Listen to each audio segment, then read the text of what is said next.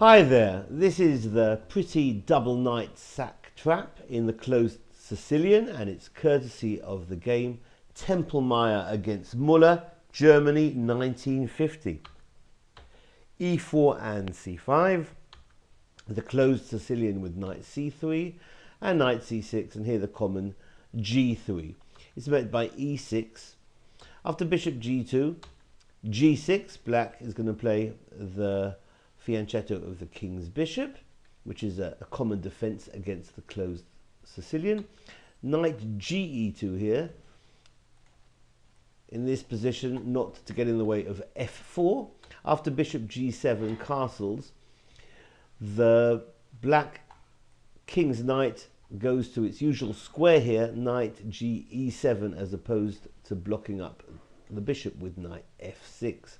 After knight ge7, white first plays d3, and black here, a bit constricted, tries to get something happening on the queen side with a6 to facilitate b5.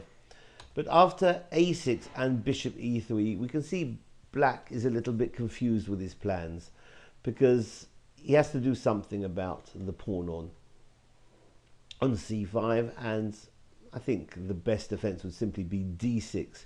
If instead the move b6, then perhaps the move a6 was a waste of time. After queen d2, supporting the bishop along the diagonal to h6, d5 now is in keeping with b6 to free up the d pawn so it can charge it in the center. After e takes on d5 and e takes on d5, bishop h6, white's planning to get rid of black's crucial fianchettoed bishop. So black castles. After bishop takes g7, king takes g7, and knight f4 is hitting the pawn now on d5. So black could defend with bishop e6, but looks a little bit ugly.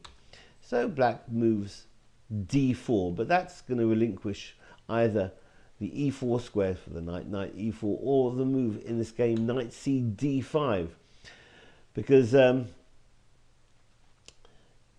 black has to be very careful here.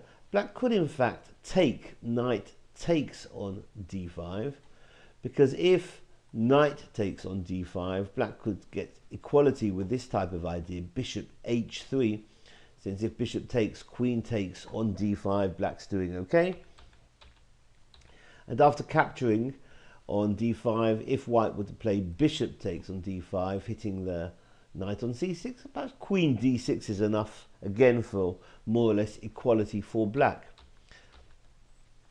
But black chose to keep the pieces on the board, and rook a7, putting the rook on the 7th rank, defending the knight on e7. And rook ae1 is met by rook e8, h4 threatening h5 to open up the kingside pawns, and this decent move tempts back black, or prompts black into making a mistake. Rook d7. It looks as if the knight is being targeted now. Black's threatening to win a piece, but it's white who gets in first with a lovely winning sacrificial line, or double sacrificial line, with knight f6, giving up the knight, forking both rooks, since after the king is drawn out into the open, the other knight now jumps to h5, check, because after g takes on h5, then queen g5 is checkmate. So this has been the double knight sack trap in the closed Sicilian. Hope you found this useful. Thank you for watching. Bye bye.